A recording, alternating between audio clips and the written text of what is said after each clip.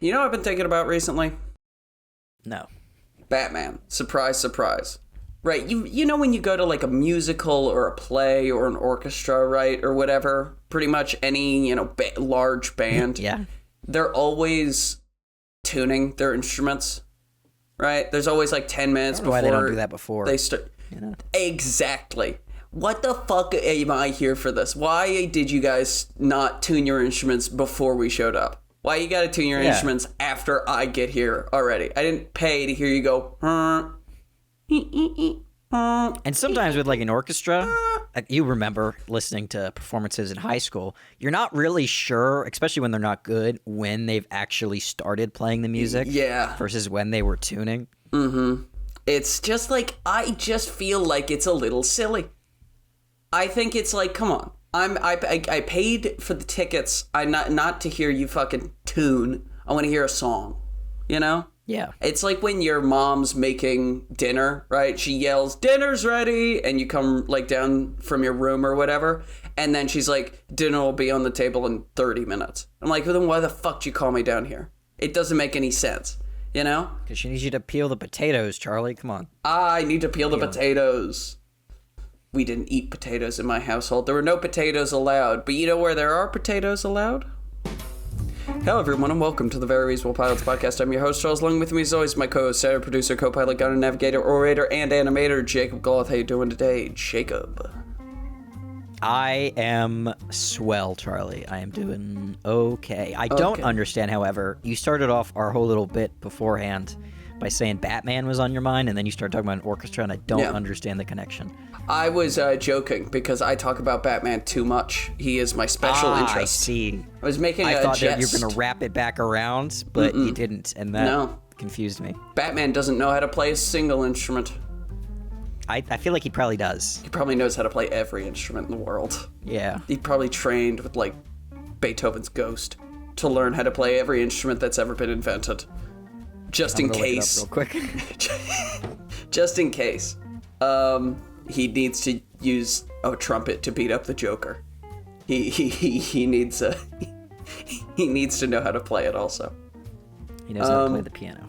I was gonna say he's probably a piano guy because he's always playing the piano, right? Like so many times in the movies and comics, right? He plays the piano to open up the Batcave, right? Yeah. I feel like he'd learn how to play the piano just to be sure. You never see him play the piano though. Have him sit down and do a little ditty.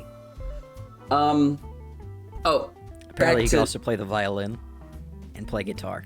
Of course he can. Fucking of course he can. But we have a new exciting show for everyone to listen to, right? But this week we're doing something a little different. If those Are we? Well, yes, because at the end of last week, if you remember, you gave me a title and I had to build a show around this title, right? And the title is Out of Time Man, right? Now, this is a song. I listened to the song. The song's a pretty good song. Oh, you did? I did. Just to see, like, maybe this song will I wonder if you listened to the right song or if it was a different song that was also called the same thing. It sounded like the right song. It was, like, lots of, it sounded vaguely folky. Let me Google it now, because I'll show you exactly which one I listened to. Out of Time Man. Yeah, all right. It is by Mick Harvey. Yes, that's the right song. Okay, good. I did listen to the right song. I liked it. I thought it was a bit like Bob Dylan meets David Bowie-esque. I thought it was fun. It doesn't really have anything to do with my pitch, but I did think it was a good song, so you should go listen to that song. The title or the song? The song, like, the vibe, right? I listened to the song because I was like, maybe this song will give me kind of, like, the vibe I'm looking for the show.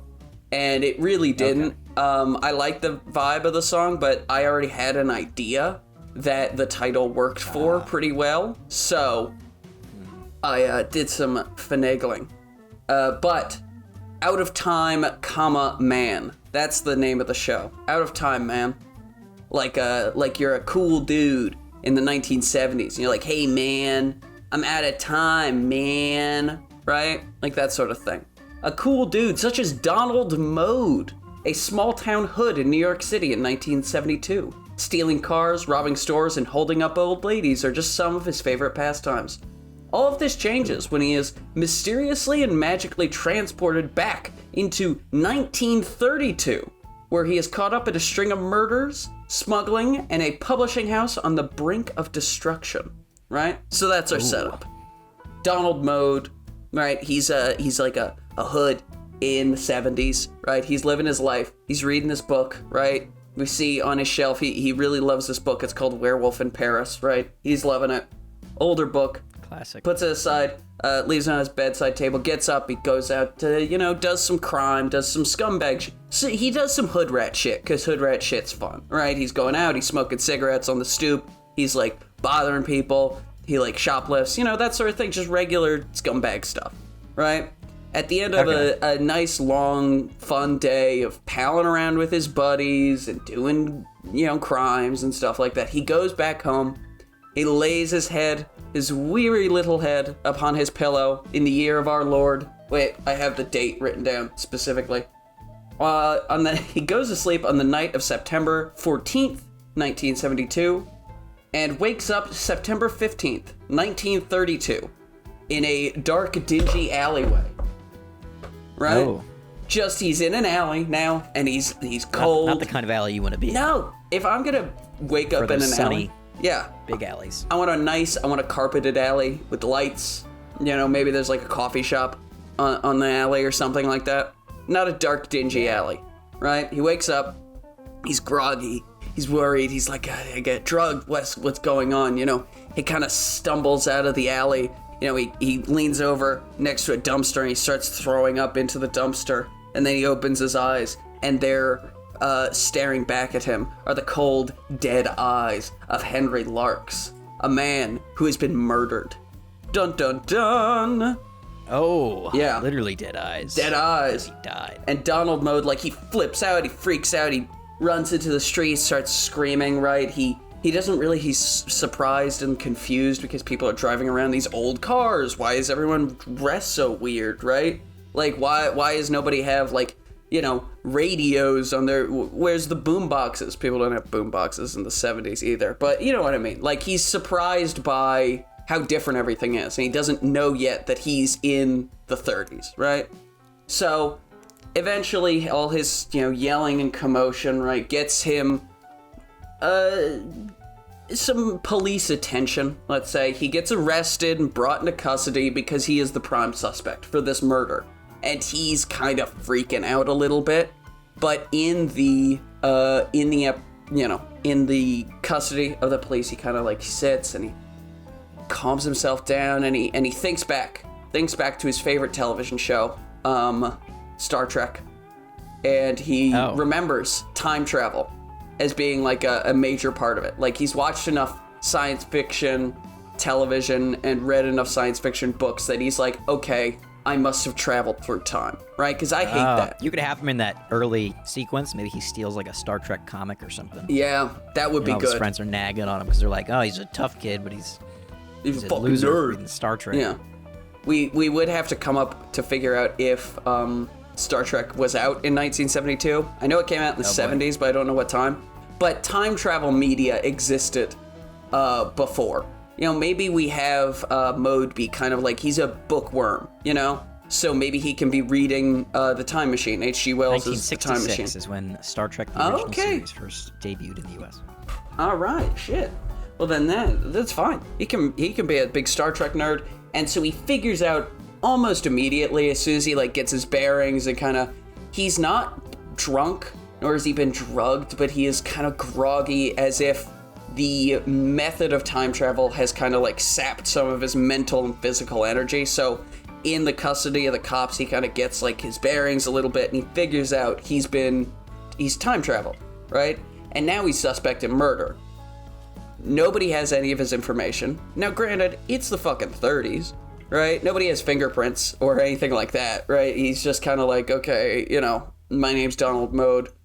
I'm from the Bronx. It's no one's ever heard of you, dude. You may as well have been from, Timbuktu. Stuff like that. And they are you're going away for a long time. Henry Larks, he was a a stalwart member of this community, right? He was always going out. He was going out of his way to help people, you know. He was always giving food away to the hungry, you know, helping the homeless, that sort of thing. And you killed him for no reason, you piece of shit, right? And that is when, you know, basically his arresting officer's just throwing the book at him, really putting the fear of God into him. And at that moment, another officer bursts in. His name is Officer Lamont, right? He may become more important later. And he tells Donald and the arresting officer that another body has been found, right? Bearing the same, you know, similar, you know, killings. This isn't an unrelated death. But this body has been displayed, right? In very, you know, very theatrical fashion. She's been strung up onto a bridge, right? Strangled to death and then strung up on a bridge, right? And they notice. Well, more specifically, Donald notices, because he was the suspect and now he's just a private citizen and he is invested in this. He sees the body, you know, wheeled past him, and he notices that there is this very small cut above her wrist, right? Just on her wrist, and it was the exact same place that Henry Larks had his cut, right? There are two cuts above the wrists. So that's the only clue they have connecting them. But Officer Lamont goes to the chief with Donald in tow, being like, this guy, he's not a suspect anymore. There's another body comes up, and they're talking, and Donald kind of using his knowledge, because he's from the 70s. He's smarter than people in the 30s, right? He's, well, not smarter, he's more knowledgeable, right? He has a greater depth of knowledge because, you know, encyclopedias existed, right? He's like, World War II is going to start in 4 years. 10 minutes. What years? What years? It's 1932, so World War II is going to start soon, but it's about 5 years. A little longer. Yeah. And we're not going to get involved for another 3 years after that, I think. I'm not a big... You do not know your dates, man. No, I don't. When did we get involved in World War II? When the Americans get involved? 1930? 41. 41. Yeah, I thought it was 42. I don't know why. Because the war started in 38, didn't it? 39. Yeah.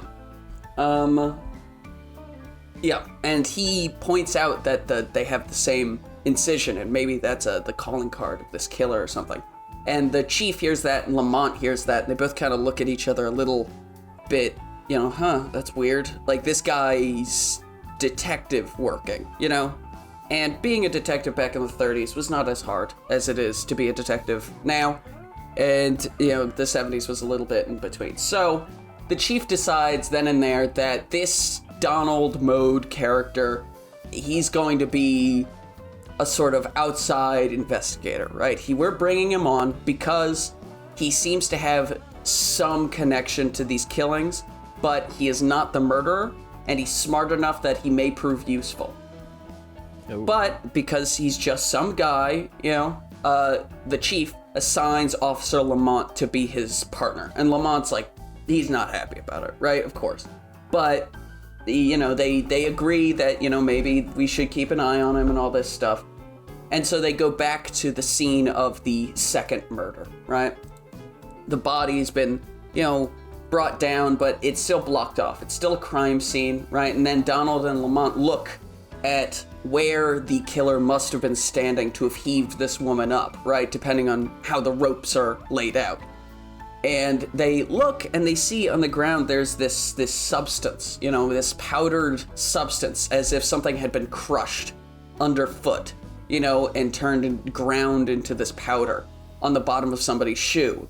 And Lamont is able to deduce that it is barnacle residue, right? This is somebody stepped on a barnacle, right? Crushed the barnacle under their foot and got it embedded into the grooves of their shoe. And that leads them, obviously, to believe that the killer has at least been close to the docks, you know, as of late. So they go down to the docks, and Lamont, you know, he's he's a Harvey Bullock-esque character. He's not a bad cop, he's not a dirty cop, but he's got a bit of an edge to him. You know, he likes to drink, he likes to smoke, right? If you're running a racketeer, if you're like running booze, right? Because it is still the 30s and, you know, prohibition's still a thing.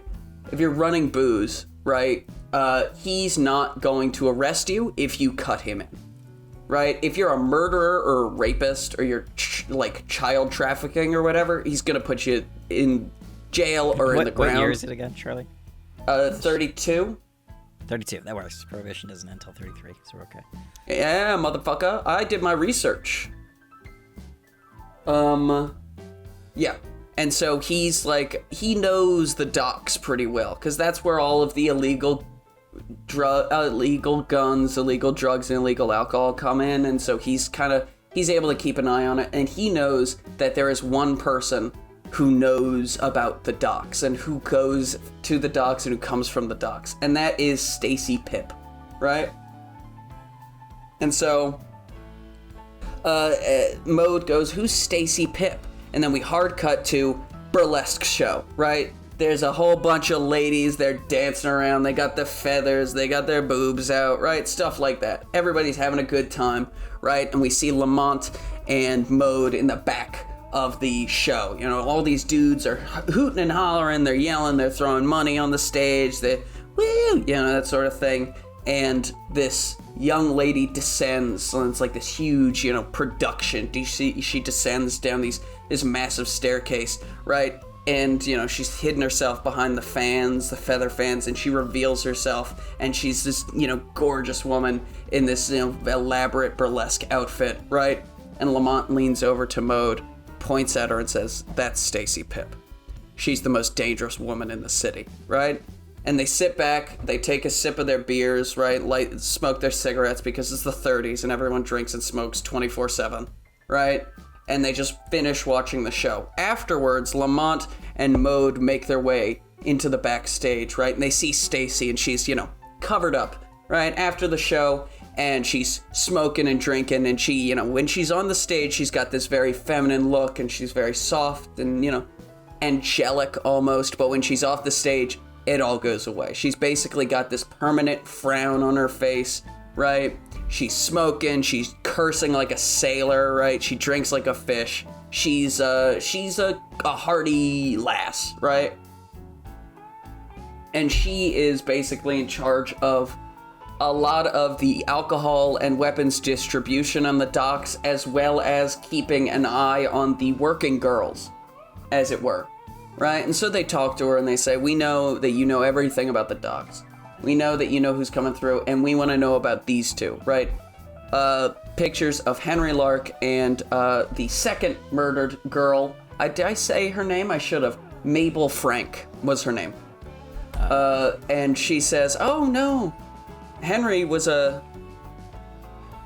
friend? And they like push her, and she's like, he wasn't a friend, he was a admirer, let's say. He was always here, he was always talking to the girls, right? Always making everyone not uncomfortable, but we knew to keep our eyes on Henry. But we're sad to see that he's gone. You know, if you want to talk to some of his favorite girls, so you can talk to Sophie over there, right? And you see this young lady, she's again beautiful, can't be older than 19. You know, and she's a young lady, and she's got a same tiny little, nearly undetectable scar above her wrist, right? Henry and Lamont, Henry's dead. Mode and Lamont, right, see her, and they think about talking to her, but they realize that there's something else they need to do, because they get information on the wire that there's been a third body found. So they can't, you know, talk to him. They have to leave, right? Because they have to go deal with this body, and they'll come back and they'll talk to her later, right? And it's like, okay, that's fine. They arrive at this third body, and Francis McGee was drowned in a puddle in front of the largest cathedral in the Bronx, right? And so our two main characters, they arrive, And Mode is kind of like, he's a little suspicious. He's looking around and he sees the priest, Father Pitamont, right? Is in tears, inconsolably weeping because a man has been murdered at the foot of his house of God, right? Has been drowned in a puddle. Not a pleasant way to go, right? Especially a 1930s puddle. New York 30s, people just leaving dead horses and shit on the ground outside. Fuck, no. That's a bad puddle to be drowned in. And so Mode immediately, as soon as he hears the name, his eyes kind of widen a little bit with a look of realization, right? A look of, not realization, recognition, but he shakes it off. It couldn't be, right? And so he goes and he introduces himself to the father, and Lamont and Father Pitamont are not old friends, but they know each other, right? Because Father Pitamont's relatively new to town. He only really started being the priest of this cathedral within the last 6 months. So they've got like a bit of a rapport, and Lamont introduces Mode, and Mode shakes his hand, and they get to talking, and there's a bit of a accusatory relationship they have. They're not saying anything, but you can tell that they don't like each other very much. But after talking for a bit, they come to learn that the third body, right, Mr. Francis McGee, was an employee of the Oakfield Publishing House, right? And that Oakfield has had some problems recently, but they have this book that they're really excited about, and they're really, they're keeping it under wraps because they think that this book is going to be a big seller, a big deal, and they want to keep it under wraps. And so Lamont and Mode take this and they're like, well, I doubt 3 people have been murdered because a book may be a big seller, right? But it's the only lead we have that doesn't include these scars. And so let's go investigate. They go up to Oakfield Publishing House and they meet it. It's this very small, like, rundown publishing house. This very wormy older man, like, runs it, and he's, like, the most stressed man you've ever seen in your entire life, right? Like, he's 45, but he looks 75 because being a publisher is so stressful, and it just, like, ruins him, right? And he, is sorry to hear about the death of his employee, but he's too busy. He's putting this all together, and Mode and Lamont, they interrogate him a little bit, and they want to know, like, what's happened? Has anything suspicious happened? And the publisher he brushes it off. He says, listen, the only thing that's suspicious is that, like, 7 months ago or something like that, someone broke in here, fucking tossed the place, right, and stole a copy of the manuscript we have, right? So there's someone out there, probably some illiterate bum, right, has the manuscript for a book that we're gonna publish, but no one's talking about it, so I'm not worried. The bum probably, like, used it to, blow his nose or wipe his ass or something. Like, I've got bigger fish to fry, fuck off, basically. And so Lamont and Mode are they're stumped, They go back, and I was considering having a sort of subplot of Mode and Stacy Pip having a sort of torrid affair, because Donald Mode is such a unique individual in this universe because he's from 40 years in the future. What do you think about that? Do you think that would be a good, like, mid-season sort of thing? Because they're not gonna Stacy's not the kind of woman who's like, I want to get into a relationship with a man, right? She doesn't care about that. But maybe they're stumped after the Field Oak Publishing House, like, lead went dead. And so they go up to Stacy's, House of Burlesque, and they, watch a show. And afterwards, Stacy, meets Mode at the bar, and they have a drink. Maybe they have a second drink or a third drink, and all this stuff. And they eventually, find their way into each other's arms and into Stacy's bed, right? And they do some sex stuff. They, like, kiss butts or whatever, and then okay. And then she kicks him out immediately. And he gets out, he's a little hungover because he didn't really sleep, but he was drunk, and he's like a little dejected because this woman just like used him for sex and then kicked him to the curb, and he's like carrying his shoes, and he's just like kind of bummed out. And he gets to the police station first thing in the morning. He asks for a cup of coffee, and Lamont is like bright-eyed, bushy-tailed. He obviously had a great night's sleep. He grabs him. He's like, "We need to go. No time for coffee." "What? They found a fourth body." "What? Fourth body's been found. We need to go now." Right?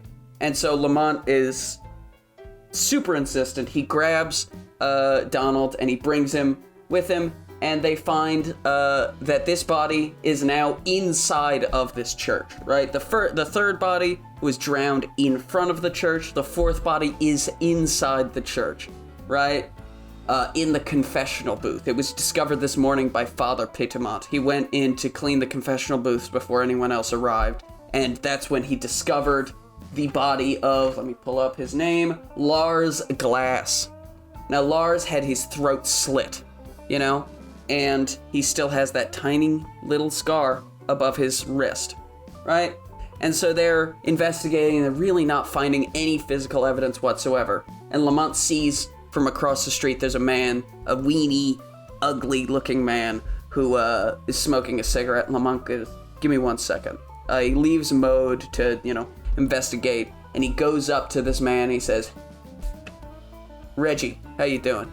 Reggie Ratman Hux. He's Lamont's underworld informant, and he's kind of like, he's kind of a drug addict.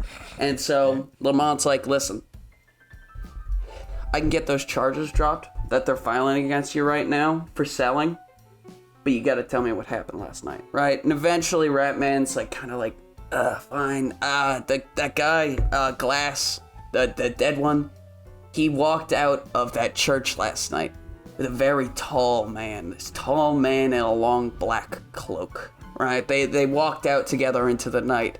And then this morning I come back here, Glass is dead, tall man's nowhere to be found.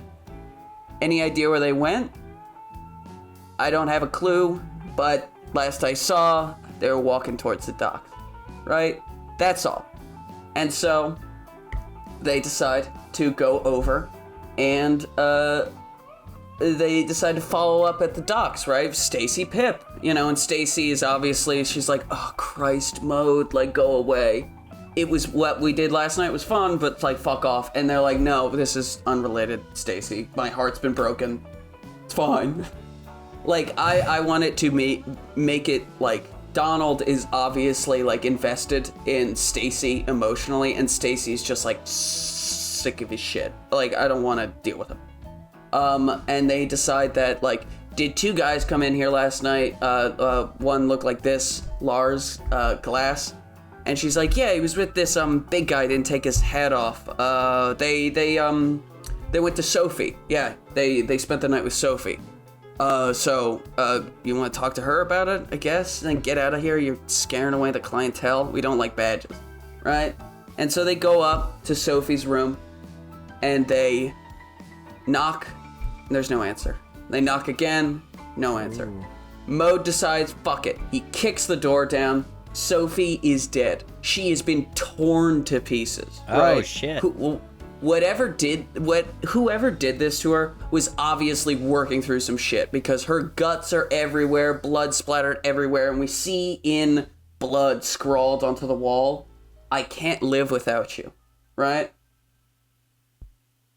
That is the final clue that Donald needs, right? He goes up, and he arrives to meet up with the killer, right? He arrives at the church, and he meets Father Pitamont, right? And he asks Father Pitamont about a werewolf in Paris, right? And Pitamont is taken aback for a second, and then a look of realization and acceptance just like crosses his face. And he pulls out the dirty, torn, weathered manuscript of a werewolf in Paris that had been stolen from Field Oak Publishing House 7 months earlier, right? Turns out that Pitamont was not his real name. He was just a guy. He was a homeless man who one night, while looking for shelter broke into Field Oak Publishing House and discovered this novel, A Werewolf in Paris, right?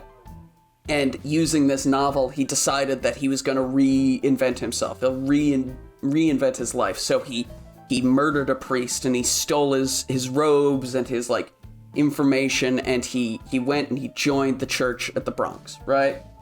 And that's when Donald reveals, like, I've read that book 36 times. You know, I could see from the tiniest details of the murder that somebody was doing this was inspired by this book, right? The main character's constantly drinking blood of strangers on the street. That's why there were cuts on the wrists of your victims, Pedimont. You were drinking their blood before you send them to their ultimate fate, weren't you? And those girls down at the brothel, you're doing the same to them. Just satiate your bloodlust before it just took over and you couldn't stop yourself, could you?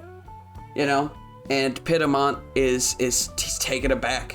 And he's like, but you want to know what really did it? What really sealed the deal for me? Father Pedimont is a character in the book, you fucking moron. You're an idiot. I figured it out like that. And so there's this climactic battle, right? Father Pedimont pulls out a knife. Donald's got his, like, cool 1930s, like, pistol. You know, they're fighting. And eventually, Father Pedimont plunges a dagger deep into Donald Mode's heart.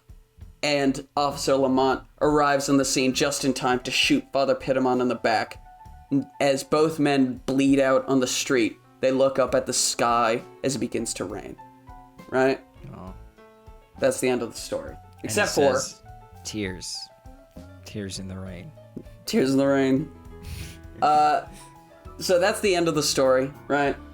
And we then cut to the epilogue, which is the two friends of Donald's that he spends the good chunk of the first episode with, right? Just like, wonder where he went, you know? Like, I know he was kind of flaky, but I wouldn't expect him to just run out into the street or something. Like, that guy had something on with that guy. He was something wrong, but I do miss him. Like, I wish he was here, right?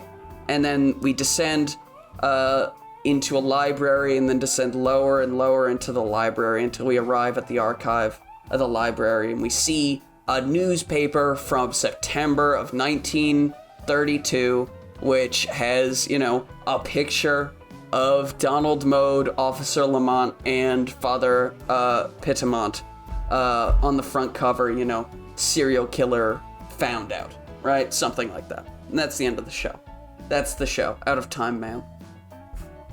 I enjoyed it. Out of time, I enjoyed it too. Hell yeah. Out of time, man. Now, the show will also make sense if you Google A Werewolf in Paris, because that is actually a book. I didn't know that. I thought you were just fucking with yeah, it. Like you made up a book. No, it's a real book. It was a bestseller in 1933, right? Oh. So it was like, that's why Donald was like, he liked reading older books. That was the thing. So that it makes sense that he read the New York Times bestseller from 1933 in 1972, right? Mm-hmm. And also why no one else would have put together that these pieces of the puzzle are connected to the murder in the book, right? But you know, that's it. That's all I know. That was my show. I like it. That was very interesting. I like that. Good job. All right. Now, also, you and I would be cast as, like, scumbag sailors in the burlesque show. Like, guys just watching it. Now, I have to assign a title to you, right? And I told you last week. Exciting. Yeah. I told you last week I have 9 titles here, right? Sitting in front of me. Yeah. I have 9 of them. And I'm going to ask you to pick a number between 1 and 9. Right? Some of the titles I think are pretty good, and some of them not as good. So, oh my god! Why are you doing that to me? I've got a list of my own in front of me, and I've got 5 titles that I think are absolute bangers. They're great titles. You're gonna give me a few suckers in there. I'm gonna throw some bad ones in there to mess with you now. They're gonna really suck. Yeah, some stinkers. That's fun. All right. And I think you get to control, the person who is being assigned gets to control, like, intonation and spelling and grammar, right? Okay. I think that makes perfect sense. Because I put a comma, so it's out of time, comma, man, right? But the original song I think is also, not. to throw Yeah. a wrench in the mix, homophones are valid. Okay, homophones are valid. I accept that. I accept that, that stipulation. Now, pick 1 through 9. Gotta pick a number. 7. 7. The War of Drink. The That was War the title. of Drink. Interesting. And that will be episode 208. The War of Drink. How, I think going pretty abstract with the titles is okay. Are you good with that too, or do you think it needs to be that's somewhat fine. concrete? Okay. No, it's fine. Like, Go I mean, as abstract. I don't have to literally have a war of drinks in this. I can take it a little bit No. more loosely. No, you could. I figured it was like maybe it could be like you have a medieval society that is like their entire civilization is based off of like beer, or you can be like it's a story about a man overcoming his battle with addiction, or like I think there's a million ways that you could twist it. Yeah. To still make it make sense, and I think that's part of the fun. Because Out of Time, man, I mean, like, I like the title, but from the title, you wouldn't pick up 1930s time travel murder mystery. Well, you would assume time travel, so, Yeah. I got you. But yeah, that's my show. Out of Time, man. I enjoyed it. It was fun to write. I did too. It was fun to speak. Thank you, everyone, for listening to the Very Reasonable Pilots podcast. I've been your host, Charles. Along with me has always been my co-host, editor, producer, co-pilot, gunner, navigator, orator, and podcasting associate. If you like what you heard here and you want to hear more, please give us a like, a follow, subscribe, tell your friends, tell your family, tell your dog, tell your cat, and remember, we will be right back here next week with a brand new television series for you to imagine and enjoy.